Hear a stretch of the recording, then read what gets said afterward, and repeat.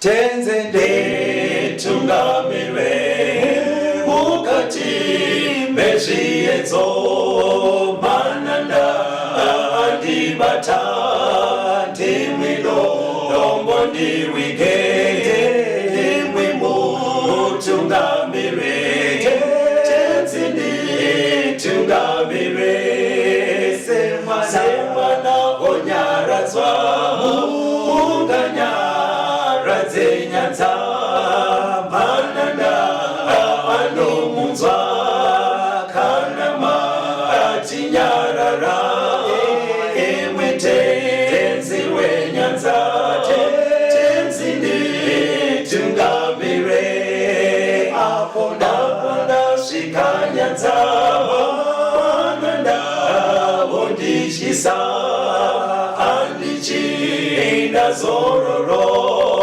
ndotsamira kune mwenga andinzwe imwi moti ndinokutungamira.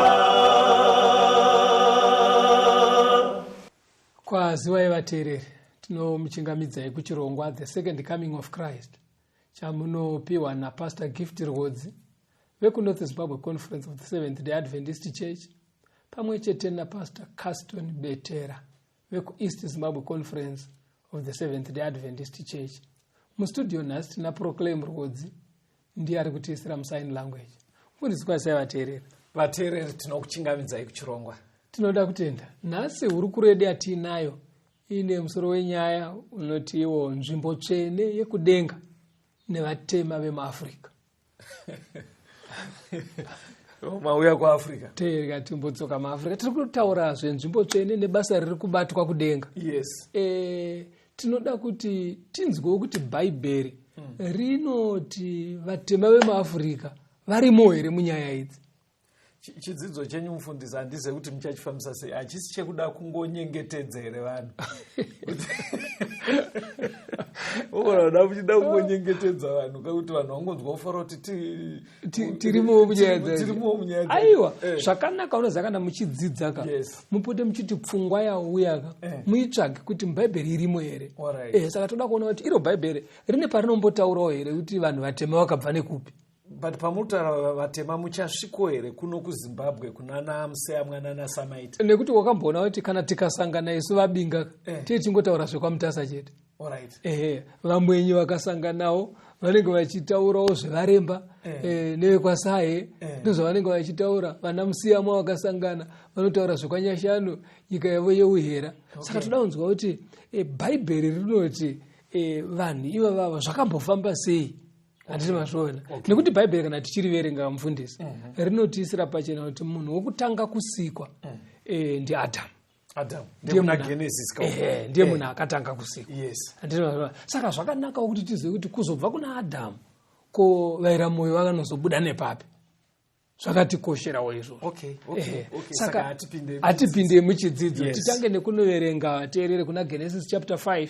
Tichaverenga mavhesi akawanda muna Genesis chapter 5. Asida kungoti imimi verengai chapter 5 yese.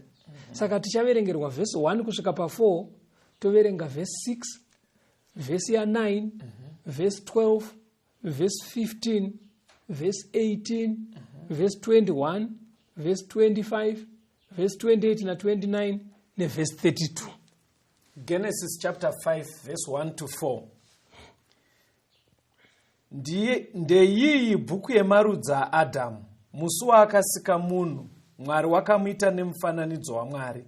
Wakavasika murume nemukadzi, akavaropafadza, akavatumidza zita rinonzi munhu, musi waakavasika.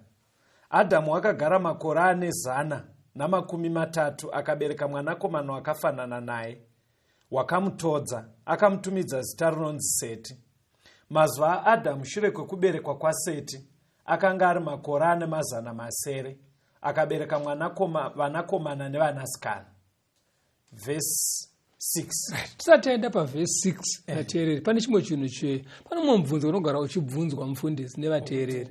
Vanenge vachiti iro bhaibheri zvarinoti Kaini mushure mekuponda Abel akazotizira kunodhi akanoroora ikoko uyo akanoroora kwakati uyo akabereka vana. Ndaudzisa mubvunzo wacho vateereri, ndofunga munogara muchiisa mubvunzo wekuti imimi bhaibheri renyu imi vamwe vanenge vaitoti rinonyepa. Vanenge vachiti nekuti Adhamu akaita vana 2, Kaini na Abel. Abel ndobva apondwa naKaini. Saka bhaibheri rinobva razoti Kaini akaenda kunyika yenodhi akanowana mukadzi wake ikoko ndobva aita mhuri. Saka mubvunzo unobva waendewo kuti Kaini akanororani, vanhu vacho vaakaroora vakabvepi? Muchida kuti kudii? Saka dati unozi akafunga zvinouya mupfungwa dzevanhu ka zvinoita sokuti Adhamu naEvha vasikwa nhasi, mangwana acho ndobva vabereka Kaini, kuswera mangwana ndobva vabereka Abel, pazuva raiteera Kaini ndobva aponda Abel, ndobva abva atotizira kunoti kwakunoroora ikoko. Ndo kafungiro kandiri kuona pamubvunzo wamuri kubvunza. Asi ndima yataverenga iyi yati Adhamu akabereka vanakomana nevanasikana. Saka bhaibheri zvarinoita mukanyorerwa kacho panowanzotaurwa mazita ari mutsinga dzenyaya iri kuteverwa. Kune vamwe vakawanda havataurwi, kunotaurwa vashoma vanosusukidza nyaya iri kuteerwa kuti ibude. Saka Adhamu naEvha vaive nevana vakawanda, vanakomana nevanasikana. Munguva iyoyi zvakare mufundisi, mukatarisa Adhamu pakuroora, dai taibvunza kuti akaroorane, bhozi akagadzirirwa mukadzi kubva pambabvu yake. Nekumwe kutaura taiti Adhamu akazviroora, bhozi akaroora mbabvu yake. Saka panguva iyoyo zvanga zvisina dambudziko kuti munhu aroore hazvanzi yake yomumba. Chitema chaisati chaita. Mwari ndiye akatozorambidza papaya nekuwanda kwechitema kuti musaroora nehama nehama. Asi panguva iyi zvazvisina dambudziko. Ende pamataura kuti dai tiri kutaura nhasi shuwa Adhamu akazviroora because mukadzi wake akabva paari. Saka zvinonobuda apa ndezvekuti zviri pachena kuti Kaini akanorora one of his sisters. That's right. Yabva yatopera. Alright, ngatifambei nechitofundisa. Ndendakuerenga verse 6. Right. Seti wakagara makore ane 105 akabereka Enoshi. Verse 9. Enoshi wakagara makore 20 akabereka Kenani. Verse 12. Kenani wakagara makore 40 akabereka Maharareri. Verse 15. Maharareri wakagara makore 65 akabereka Jared. Verse 18. Jared akagara makore ane 162 akabereka Enoki. Verse 21. Enoki wakagara makore 65 akabereka Metusera. Verse 25. Metusera wakagara makore ane 180 akabereka Rameki. Verse 28. Rameki wakagara makore ane 182 akabereka mwanakomana, akamutumidza zita rinonzi Noa, achiti, uyu uchativaraidza pabasa redu nepakutambudzika kwamaoko edu zvinobva panyika yakatukwa naJehovha. Verse 32. Noa wakanga ane makore ane 500. Noa akabereka Shemu naHami naJafeti. Right. Saka ndima yataverenga iyo muna Genesis 5 iri kutipa nhoroondo kubva pana Adhamu kusvika kuna Noa nevana vake. Saka painzi Adhamu abereka Seti abereka Metusara, Enoshi vachiteerana kudaro kunosvika pana Noa. Saka Noa muzukuru waAdhamu. Chizukuru icho. Handiti mazvionaka. Right. Saka toda kunzwa zvakaitika munguva yaNoa. Pana Genesis 7 verse ya 7 neverse 23. Genesis 7 verse 7. Ipapo Noa wakapinda muareka nevanakomana vake nemukadzi wake nevakadzi vevanakomana vake nekuda kwemvura zhinji. Verse 23. Zvipenyu zvose zvakanga zviri pasi pose zvikaparadzwa, zvaiti vanhu nezvipfuyo nezvinokambaira neshiri dzedenga zvikaparadzwa panyika. Noa ega akasara nezvakanga zviri muareka naye. Right. nekupindana kwemazuva mufundisi nemivateereri, huipi hwakaenda huchiwanda panyika, vanhu vachiwandawo, vanhu vakatadza zvikasembura Mwari kusvika pachimiro chekuti Mwari akati handingavasiye vachirarama vana, zviri nani ndiparadze vese nditange panyowani.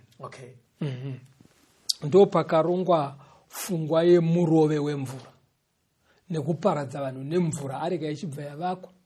Saka muareka makapinda Noa nekuti anga akarurama nemukadzi wake nevanakomana vake 3 nevakadzi vavo varoora vaNoa. Saka inobva ita 8 ndo vanhu vakapinda muareka. Nemhuka dzaipinda 2 sekuverenga kwatinoita.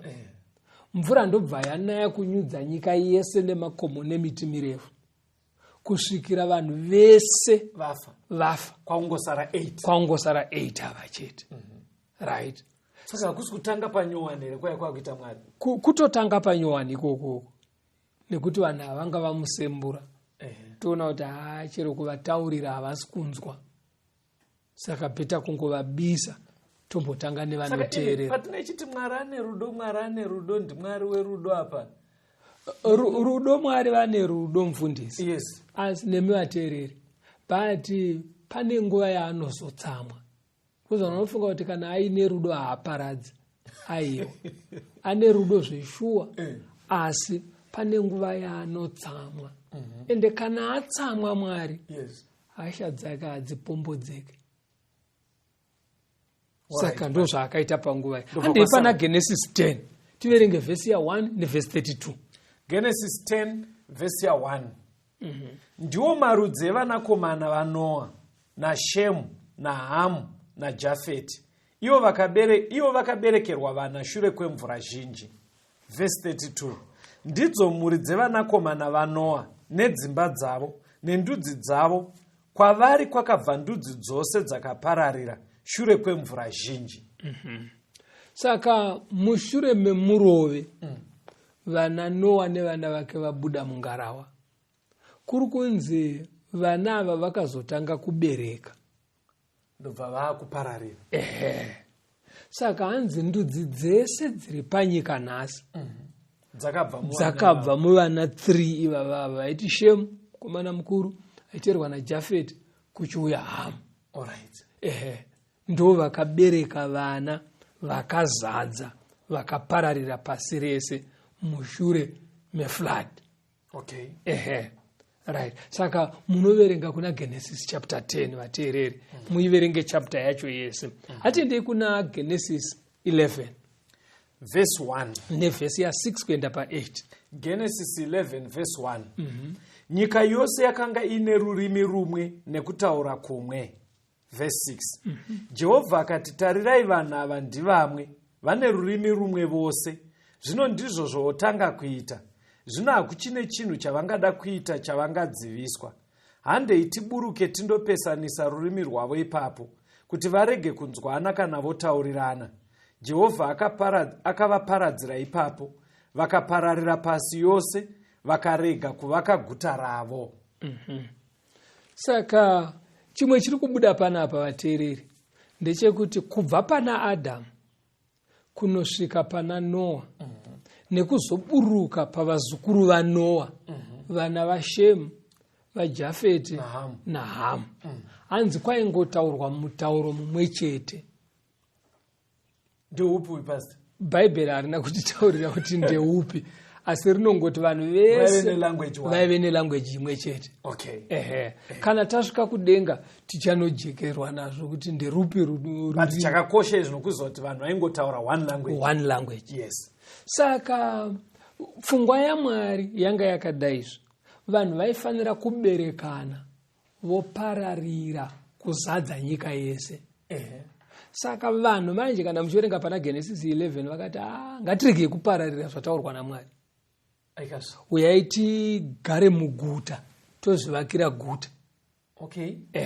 vachinyatsoziva kuti zvavakuita zvasi kudiwa naMwari, zvoita sekuti vakataurira kuti zvatakuita hazvidi kuita Mwari izvi, togona kudzokororerwa zvakaitwa madzisekuru edu akaparadzwa nemvura. Ndobva pabuda vamwe vakauya nezano rekuti kana mvura ikazodzoka uyai tifanoronga zvekuti haitinyudze. Ndobva vatanga kuvaka chete. Unoziva kuti munhu kana asingadi kuteerera anozviomesera. Uyai tivake rusvingo runoenda mudenga kudarika pakagumira makomo, zvokuti chero mvura yacho ikafutsira makomo ese tinoramba tichikwira nemanera toenda kudenga tonowanda. Saka Mwari ndobva ataura, tarisa pasi manje ndokuona karikarikiriki runokwira nerunodzika vari kuvaka rusvingo. Mwari ndobva ati vanhu ava vari kutaura language imwe chete. Saka kana vanhu vachinzwanana pakutaura vanofurirana, votoita chinhu chacho chinotobudirira. Ndo paakazoti ndatichidzika itinovakonfyuza nemalanguage, tiise mweya wemitauro, mweya wendimi, vataure ndimi dzakasiyana siyana. Saka ndimi malanguage. Saka amene kuti akavakamura sei kuti vaitaura mutauro uyu, aivaverenga sei, Mwari ndiye anotozviziva. Tichanozvinzwa pamwe kana taakuzoita nyaya utaakudenga kuti vakakamurwa sei. Asi kana mukadzidza manje muchitarisa pamamepu ekare, muchaona kuti Shemu nedzinza rokwake rakabva kwaari vakaenda kuAsia Minor.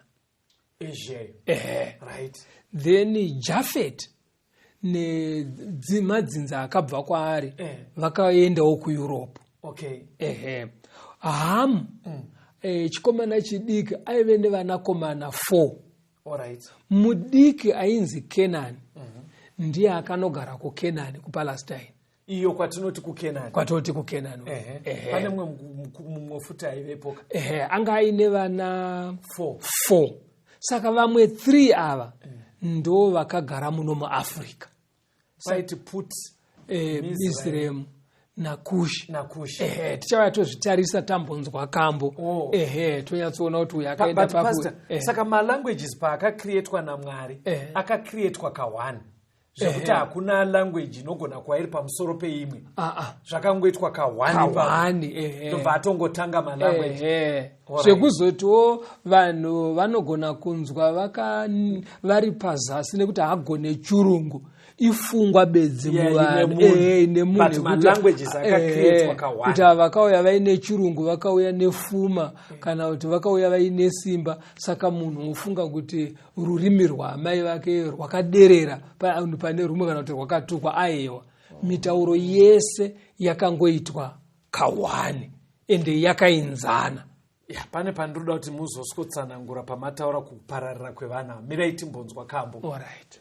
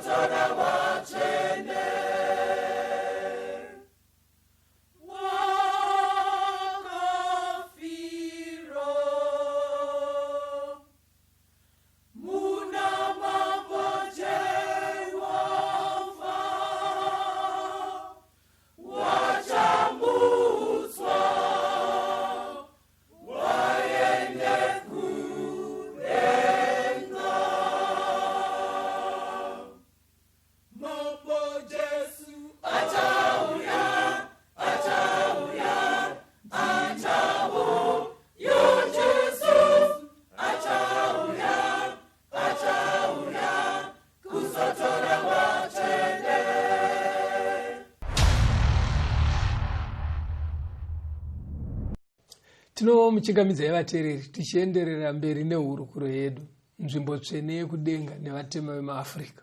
ndaida kuti mudzokorore pamataura vana vahamu because matimi Shemu ndiye akaenda kuAsia, right, Jafet akaenda kuEurope, right, papasara pahamu. Saka pamati Jafet akaenda kuEurope, saka ndo panobva pabudo kuna naAmerica ka, because vakabva nekuEurope zvokavhana zvakadaro. Vana America kamukatarisa yakazoumbwa machileta vanhu vakutiza persecution yaitwa kuEurope nechechi yemakristu vachitiza kunyange vakanowana havo kuine tumwe tuvanhu twanga turi shoma. Saka tuda pana hamu pamati akaita vanhu vake vangani, akaita vanhu vake 4 Kush, mati Kush akaenda ku, right. Tisati taenda apa pane mupfungwa yamataura yemitauro. Yes. Kuti mitauro iyi payakaunzwa paTower of Babel yakangodirwa naMwari kawani. Yes. Ende vanhu vese ava muri kuona kuti dzanga dziri hama nehama vaitogara pamwe chete, zvekuti mitauro payakauya haina kubva yati imimi ndimi superior ava vari inferior. Aiwa, mitauro yakangodirwa vanhu vakaita kuti vanhu vangoparadzana. Enda ugonozoramba uchigara pano vanhu vausiri kunzwa. Mungoti vaakunzwanana penyu. Saka iye zvine izvi ukaona vanhu vachishorana nekuda kwemutauro kusangoziya kwakabva nyaya. Izvino zvinoita sokuti vamwe vanotaura umwe mutauro vakaderera pane vamwe, ndekwakagara vamwe pfungwa dzevanhu asi maonera aMwari. Mwari haana kudzikisira vamwe nekuda kwemutauro. Zvekuti kana amai vako vari mushona uchitaura chishona unofanira kungonzwa ungori munhu pamberi paMwari ane ukoshi hwakangofanana neumwewo ane umwe mutauro wakewo. Handiti mapabatana. Right. Saka pavana 4 vahama Kenani, tata akanogara kuKenani kuPalestine. Yes. Right. Kwaita mukomana Mizraim ndiye akanogara kuEgypt uko muAfrica. Put akagara kuLibya. Libya yekuAfrica kwaenana mama Gaddafi. West Africa. Kush akagara muEthiopia. Muno muAfrica futi. Saka in other words tukuti vana vahamu vazhinji vacho vakauya muno muAfrica. VaShemu kuAsia, VaJafet Europe. Right. Saka Africa iri kubuda apa kuti madzinza akabva nemuna Hamu, vasukuru vaHamu. But pavana vaHamu manje mukomana mukuru ainzi Kush uyu. Vanodzidza Bhaibheri vanoti anga akaberekwa aine ganda dema. Kush. Pamuri kutaura maybe ndotoona vhesi racho iri Genesis 10 verse 6 vanakomana vaHami ndivo Kush naMizraim naPut naKenani. Right. Ndo vana vaHamu ivava. Right. Saka Kush ndiye anga akaberekwa aine ganda dema aigara kuEthiopia. Ndosaka muchiona Bhaibheri kana richitaura riverenge munzwe kuna Jeremiah 13 pavhesi ya 23. KomuEthiopia ungashandura ganda rake here kana ingwe mavara ayo here. Right. Saka Bhaibheri kana richirifeya kumunhu mutema rinoti mutopia, nechikonzero chekuti munhu wekutanga mutema aigara muEthiopia ndikushi. Saka zvauti Mwari ndiye akatotisika futi here nemaruvara edu. Zvazvinoita ndezvekuti Mwari akanga asika Adhamu. Ruvara rwake atiri kuone panapa, arutaurwe. Asi pakudzidza ndo panobuda kuti Kush pane zvinhu zvakawanda zvinozoita kuti tisiyane ruvara. Chero mumba unogona kuona umwe mwana mutsvuku, umwe anogona kubuda akaita akasviba sezvandakaita. Handiti wazviona pane zvimwe zvinogona kutsanangurwa kusayenzi manje. But generally muri kutoti kusiyana kwevanaka kutorimo muBhaibheri. Ende kusviba kwakaita ganda rake kwakusigurwa kuti kusekwa naMwari kana kuti kutukwa kwaakaitwa naMwari ndo maberekerwo akangoitwa Kush. Ndiye ari kunzi muEthiopia. Nekuti aigara Ethiopia. Saka zvine zvase kungoti vanhu vatema unzi veEthiopia veEthiopia. Anditwa ndosaka Jeremiah ari kuti mutopia angachinjere ganda rake zvakamboda kuitwa neambi makore akapfuura ka vanhu vaizora ambi mafuta aya anoita kuti kutsvuke but kwaingotsvuka kumeso bedzi kumwe kwese kwakasviba. Isiye iyoyo muri kumashure pastor. Bozga muchitazve ambika muri kumashure pastor. Kwani ichitaura kadiwo recurrent taura. Zekuti munhu anenge akangodai kumeso chete but miri wese usara uine karaja. Kunotone zvinopfura ambi. Kwakunwa mapiritsi nemajekiseni. Alright, ngatiende pamberi. Saka taona isusu kuti munhu mutema anga ari Kushi. Aigara kuEthiopia. Anditika toda kuenda mberi zvakare tiri kuteera madzinza. Tabva kuna Adam. Tikafamba naye kunosvika pana Noah. Noah ndiye atipa vanakomana vatatu ava. Shem, Jafet naHam. Saka ndobva taona vana vaHam. Ndo vakauya kuno kuAfrica. Rega timbonoteera kuna Genesis 11 timboona vaShem madzinza akabva nokuna Shem. Kuna Genesis 11 mukona kuzoverenga yese vateereri asi tichangoverenga mavhesi tichijamba mamwe vhesi ya 10, vhesi ya 12, vhesi ya 14, vhesi ya 16, vhesi ya 18, vhesi ya 20, vhesi ya 22, vhesi ya 24 nevhesi 27. Genesis 11. Genesis 11 vhesi ya 10. Ndiwo marudzi aShemu. Shemu akanga ane makore ane 100 akabereka Apakshad. Mvura zhinji yapfuura makore 2. Apakshad wakagara makore ane 35 akabereka Shera. Shera wakanga ane makore ane 30 akabereka Ebheri. Ebheri wakanga ane makore ane 34 akabereka Peregi. Peregi wakagara makore ane 30 akabereka Reu. Reu wakagara makore ane 32 akabereka Serugi. Serugi wakagara makore ane 30 akabereka Nahori. Nahori wakagara makore ane 20 akabereka Tera. Ndiwo marudzi aTera. Tera wakabereka Abrama naNahori naHarani. Harani akabereka Roti.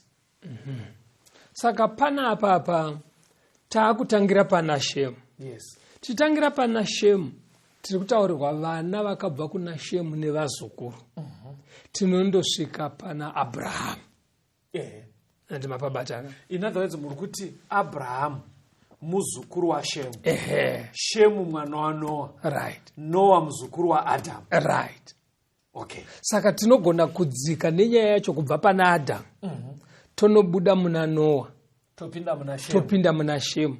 Todzika futi yonobuda pana Abraham.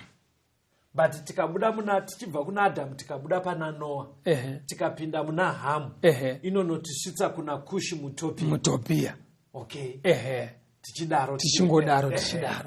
Saka munozoona kuti vana naKusha matopia nana Abrahama ihama nehama.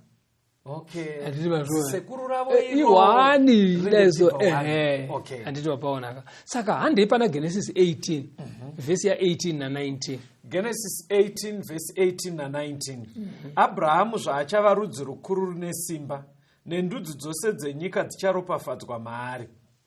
Nekuti ndakamutsaura kuti arayire vana vake neveimba yake vanomutevera kuti vachengete nzira yaJehovha vaite zvakarurama nezvakanaka kuti Jehovha auyise pamusoro paAbhrahamu izvo zvaakataura pamusoro pake. Saka Abraham panapa anotsaurwa naMwari kuti adzidzise marudzi kuti Mwari anonamatwa sei. Because nekufamba kwenguva vazukuru vaNoah vaya vakatanga zvakare kubva pamberi paMwari. Kashoma nekashoma. Mwari ndokuona kuti pane need yekuti kuwanikwe anodzidzisa vanhu ava. Zano rinodiwa naMwari. Kuti ndofanira kunamatwa sei. Saka Mwari ndokunoona. Saka munhu haungonamate zvaurongoti ini ndo zvakandisunungukira. Aiwa haungonama zvekungoti ndo zviri kufunga zvandiri kufunga. Aiwa ndinoita zvandiri comfortable. Kunotori nekanamatiro kanodiwa naMwari. Mwari ane kanamatiro kaanoda. Saka ndokaida kuti vanhu vadzidziswe. Ndobva ananganidza pasi. Ndobva anoona Abrahamu mumba mavo maitotambuka mashai. Maakaberekera kwaana Nahori. Anditwa zvona. Asi iye manje mmoyo wake aive nehana inotirimuka inoda Mwari, inokurumidza kuti kana Mwari akataura aita shungu dzotoda kuita zvataurwa naMwari. Saka ndiye akasarudzwa naMwari zvakanzi ngatiitirei Abrahamu tigomuita ticha wemandudzi, kubvira pahama dzake atiche vamwe vanhu vese. Verengai vaRoma 3 munzwe vhesi ya 1 na 2. vaRoma 3. Ko muJudha unopfuura vamwe neiko? Kana kudzingiswa kunobatsireiko? Zvizhinji nemitoo yose pakutanga kuti ndivo vakapiwa mashoko aMwari.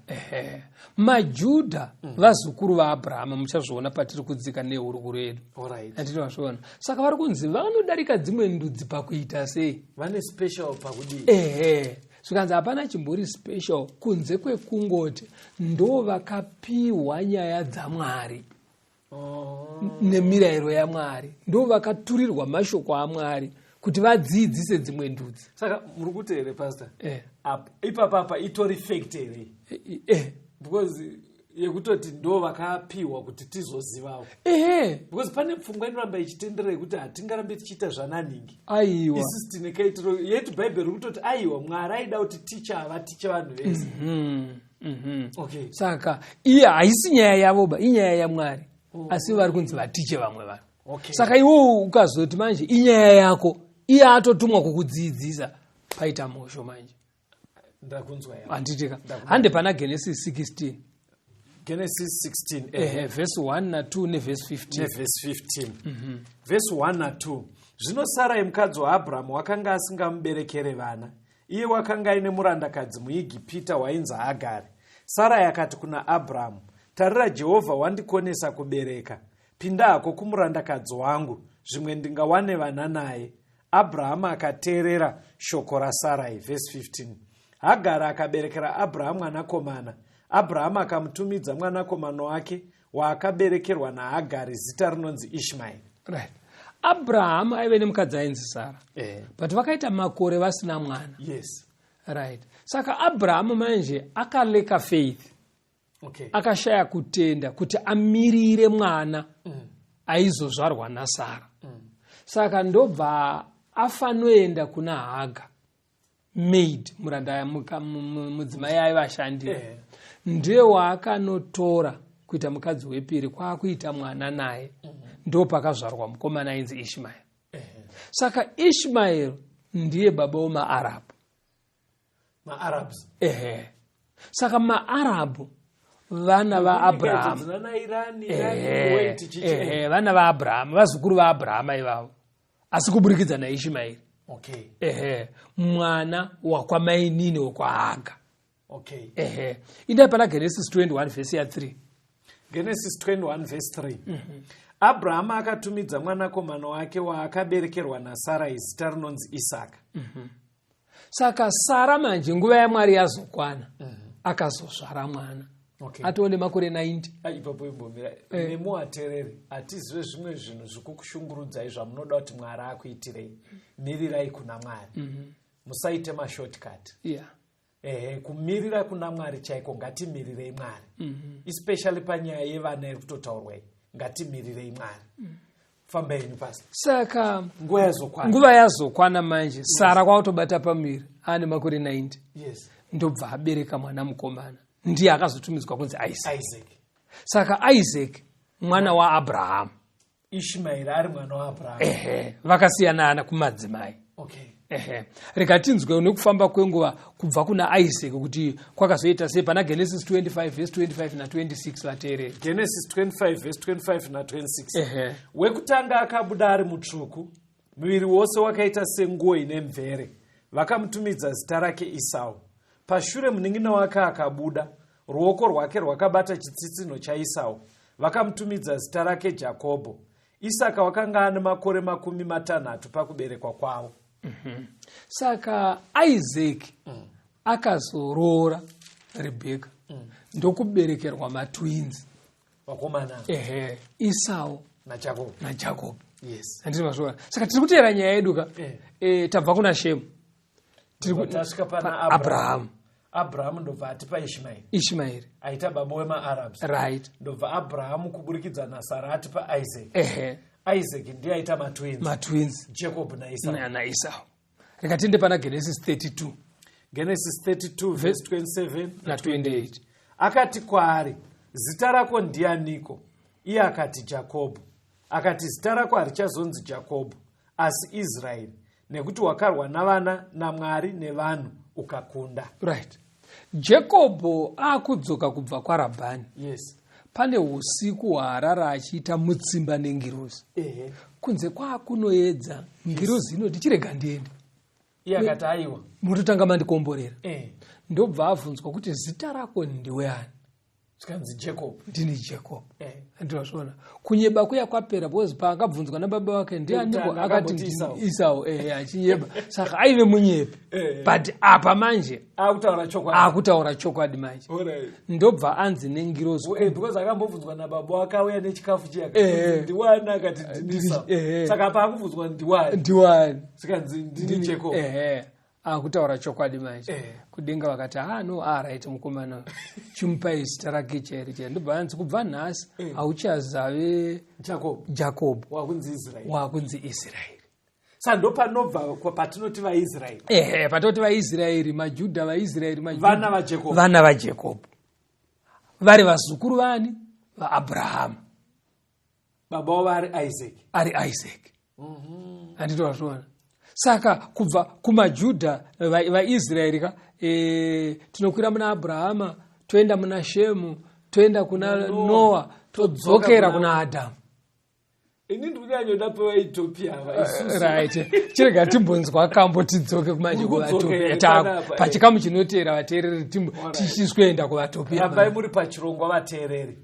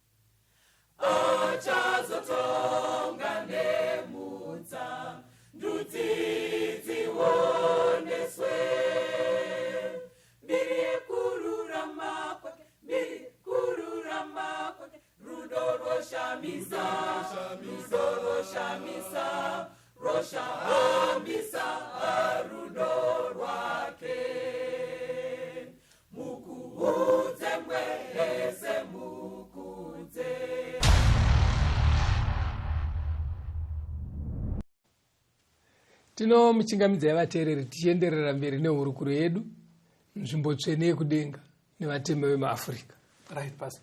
Zvakurukurika muchidzidzo so far zviri kuratidza ndudzi dzese dzevanhu dzichibva pana Adamu. Nekuti Noa aive muzukuru waAdamu. Ndiye atipa vanakomana vatatu, Shemu, Jafeti naHamu.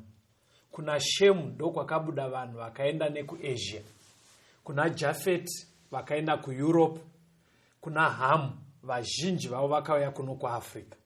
Ndobva taona kuti kuna Shemu ndokune dzinza razonoburitsa Abrahamu. Abrahamu abereka Ishmaeri nemukadzi uya Hagari pabuda maArabs. Abrahamu akabereka Isaac panova ipo pazobuda Jacob achinjwa zita kunzi Israeri. Ndokwabva vaIsraeri. Pakanaka ka. Ini ndenda kubvunza ndikati dzokai kuno kuAfrica. Ndokwatiri kuda kuno. Saka chirega tidzoke muAfrica.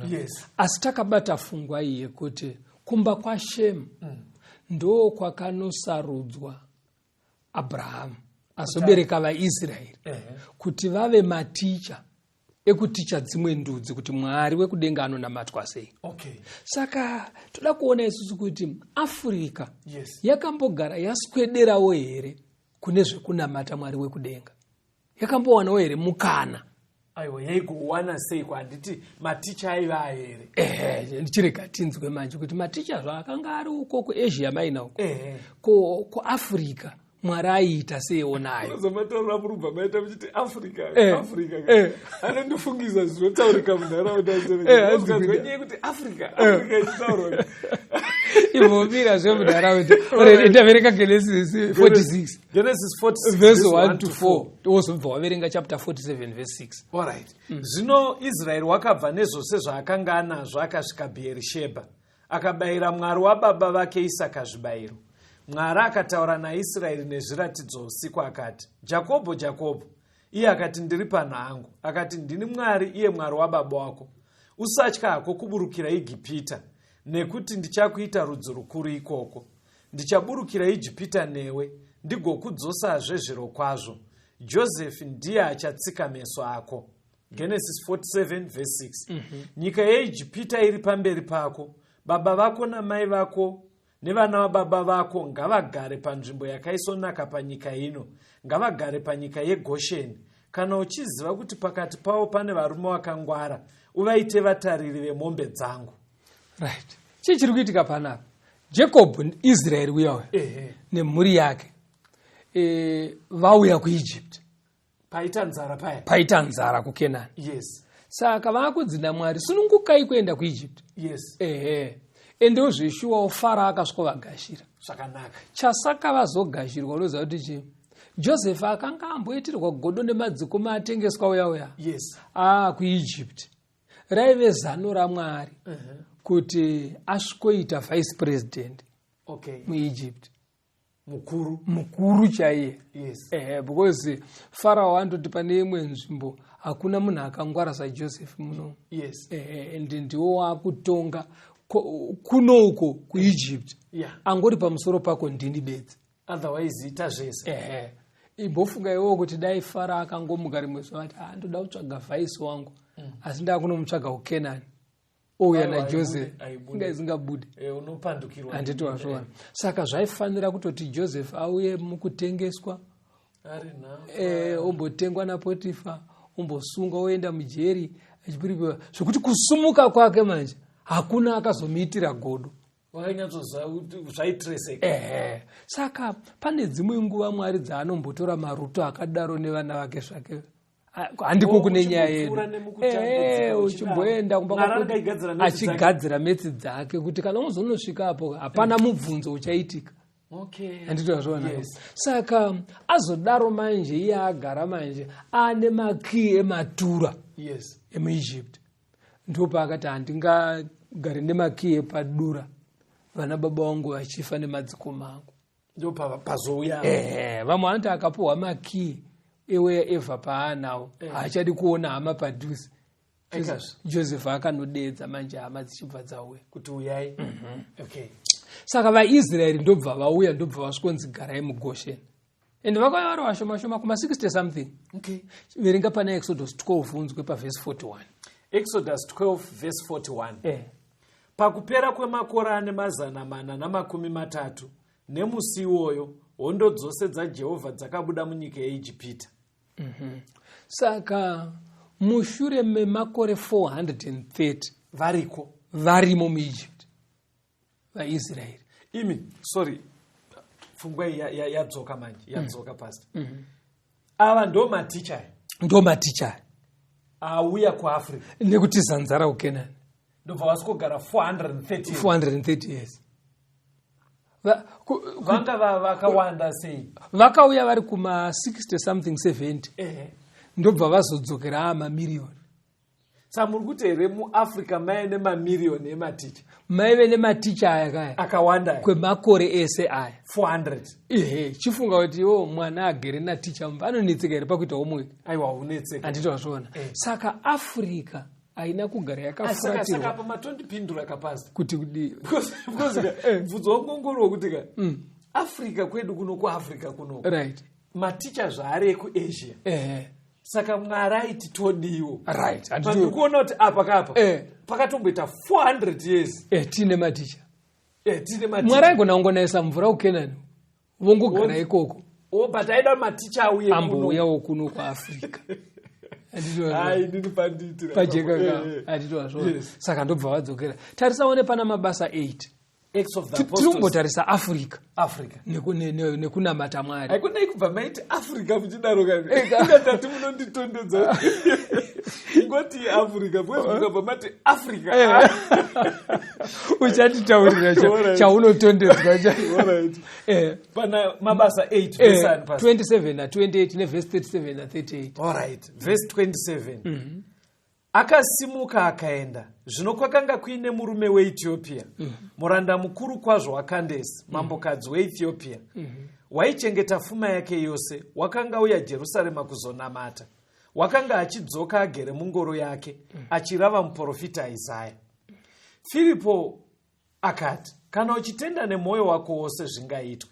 Akapindura akati, ndinotenda kuti Jesu ndiye mwanakomana waMwari. Akarayira kuti ngoro imire. Vakaburukira vose mumvura, iye Filipo nemuranda akamubhabhatidza. Saka uyu muchinda aibva kuEthiopia. Yes. Ndiye aichengeta pfuma yamambokadzi ukuitwa tingati Minister of Finance. Okay.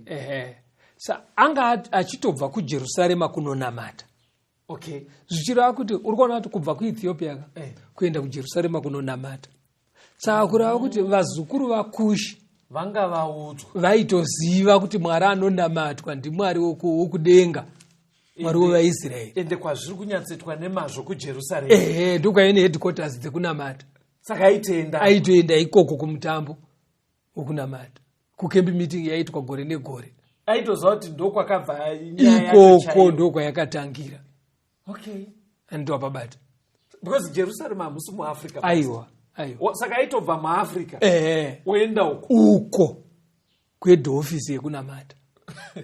Anditwa pabata. Mune mauna kuti bvisa kuti chibuda kubviswa kwa mati head office ka muri kuitira kuti imi ndozo kuti muda nyatsotsimbizira pfungwe kuti ndokwakabva maticha. Right. Saka yedu tiri kufamba nayo yakadayo. Uyu anzi aparidzirwa zvaJesu ka. Yes. Akabva abhabhatidzwa. Kwakutozofamba akauya kuno kuEthiopia atoo muKristu akabhabhatidzwa. Munozapfungwa yandiri kutoita paterere ndeyekuti neposition yaive nemukuru Minister of Finance nezvaive Ethiopia kare waitonge uchiti ukataura Ethiopia wataura pasi rese. Saka ini ndiri kufunga neshungu dzake dzekuenda kuJerusarema pastor ndofunga akatozoita kuti Ethiopia yese iwane mukanawo. Right. Wekuziva vhangeri because position yake ndofunga kwaitwa zano raMwari kuti gatitsvage munhu mukuru wekuti akadzidza akaziva oshare nevamwe. Anditwa pabata. Saka Africa yairamba ichiwana mukana. Africa yaingoramba ichiwana mukana. Okay. Now tarisaone manje pongoja kusaka kuno kuzasi kuno. Uyu munhu muchinda yakabhabhatidzwa mu 1st century ka AD. But iwo wakaita history. Tamuna na 2020. Right. Iwo wakaita history yo. Yes. Ku African history inotaura kuti kumakore kuma 1550 kune marudzi ainzi Maluba neMalunda. But before that history, because ndima ndidena ku history, civilization chayo inotsanangurwa kuti zhinji yakaitika iko ku Northern Africa. Very good. Uri correct. Ndo zvinotaura nekuti munhoroondo munotoiswa pachena kuti university yekutanga yanga iri paAlexandria ndemuno muAfrica. Yes. Anditwa paona. Saka dzidzo yaiveko muno muAfrica. Even pandaita history yeiyo Egypt. Pane topic yataita uchikoyanzi Egypt and Kush. Right. But Kush yacho vaisari yamunhu. Zvakatozojeka kwandiri mai manje kuti aikazvi kutobvuma zvinotaura Bible. Vachitaura kuvakwa kwemapyramids aya, irrigation dzavaita vachidaro Shadouf method. Ruzivo rwavaive narwo runowanza kuti Africa ingi yakati yanga iri pamusoro zvachose. Mama kutaura zvemigration taura iti. Saka kuma 1550 manje kuna anonzi kuhistory Maluba Lunda migration. Vanhu pavaifamba vachibva kumusoro vachidzika. Ende kwavaifamba kwacho munzwa kuti vaibva pazasi peEgypt neSudan. Handisi mapamba naka. Saka ikoko chii chaizovaita kuti vafambe kwakutsvaga ndimo pekurima nekutsvaga ufuro hwemombe. Saka pavaifamba vachidzika, varozvi vakasara muZambia, right? Then maZulu vakadzika vakaenda kuTable Mountain kuSouth Africa, kuZululand, right? Ikokoko ufuro hwakuita sehunonoshota, ndo pakatiza vana muzirikazi vakukwira kuya kuno. Muzirikazi ndiye baba waRubengura. Rubengura ndo kuzosvikopinda munomo manje nekumatebherere nduku. Ava varozvi vasara muZambia. Vana Mwene Mutapa ndo pavakafamba vachipinda muMozambique, vakanouya nemuManika province. Vachibva vapinda muno muManika land. Ndakanyatsa kuteerera history toziva kuti wakaita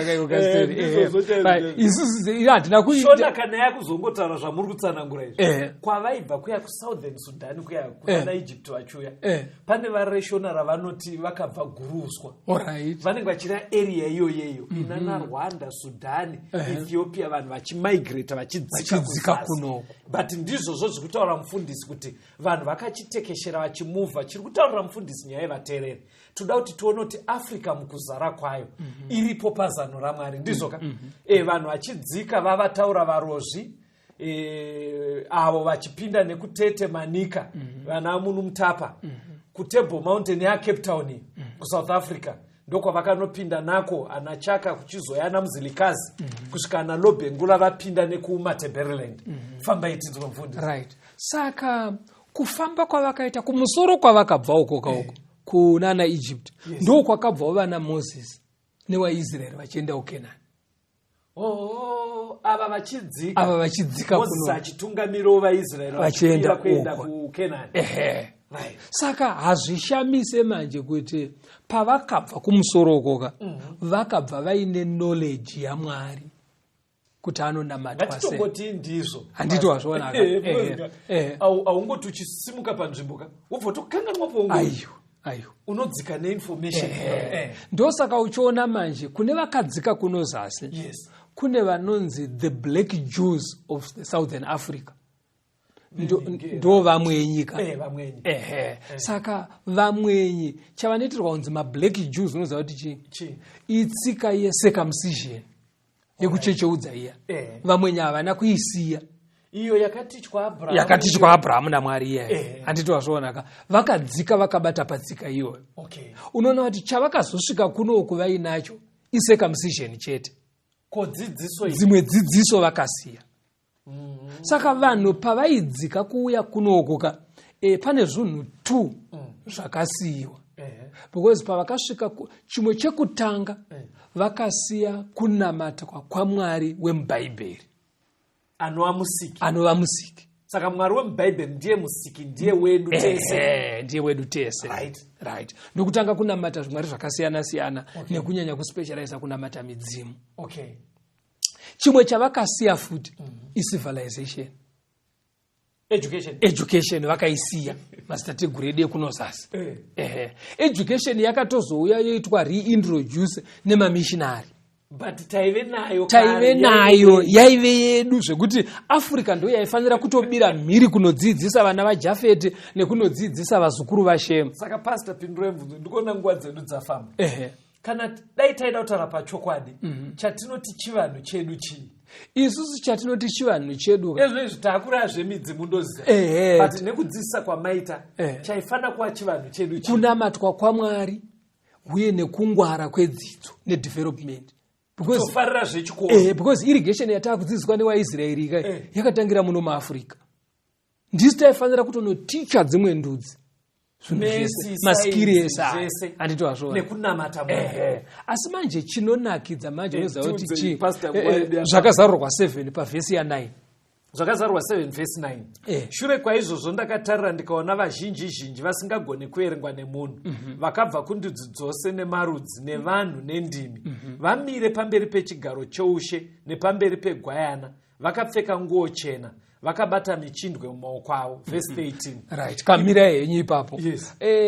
Panapa Johana akaratidzwa vanenge vaponeswa manje nebasa riri kubatwa naJesu musanctuary nhasi. Yes. Akaoneswa vanhu vakabva kundudzi dzese.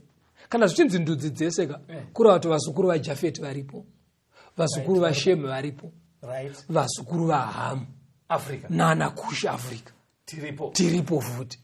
Handwazvona ndiyo inotaurwa pana Johani 3:16 yekuti nekuti Mwari akada nyika nekudaro kuti akapa mwanakomana wake kuti ani nani anotenda ave noupenyu husingaperi. Kureva kuti mumwenyi akatenda anoponeswa. Mwiratembo anoponeswa. Vana Nyamuziwa wemachota vanoponeswa. Vana Dhewa boyo varozvi vanoponeswa. Ani nani angotenda anoponeswa. Munhu wese. Toda kutenda vateereri nechidzidzo chachiri pakati pedu, nzvimbo tsvene yaMwari nezano rina Mwari nevatema vemuAfrica. Dai Mwari akukomborerai vana Museyamwa vanga vakateererana matemai, vana Mukuruwambwa, vana Samaita, vana Jena, vana Murewa. Nekusiyana kwedu tose handingapedze madedzerana atinoitana, ungave murozvi, mumwenye, nenzvimbo dzakasiyana dzatinobva, angave muNdevere, muShona, muTonga, muNyanja. Nekusiyana kwedu zvikuratidza kuti chivanhu chedu, teererai vateereri, chiri kubva pakunamatwa kwaMwari wemubhaibheri anova Musiki. Ndo zvaive zvedu, ende Mwari akatipa matichers aya for 400 years tichidzidziswa nyaya dzameno padzakarasikira. Saka ndokukumbirai vateereri, kwamuri ikoko kudzinza rekwenyu, kufemili yekwenyu, hatidzokei pakuva matichers, tivandudze mhuri dzatinobva, tidzoke pakunamata kwaMwari wechokwadi. Onekei vateereri, tinotenda vateereri. Kana pakaita mibvunzo mukuru yapindura kuti tese tiri hama nehama, takabva kudzinde rimwe chete, tiri vana vomunhu mumwe chete. Kana paita mimwe mibvunzo ingamuke, onai hama dzenyu, shamwari dzenyu, vavakidzani vanopinda sangano rema7th Day Adventist vanoziva kwekuenda nemi.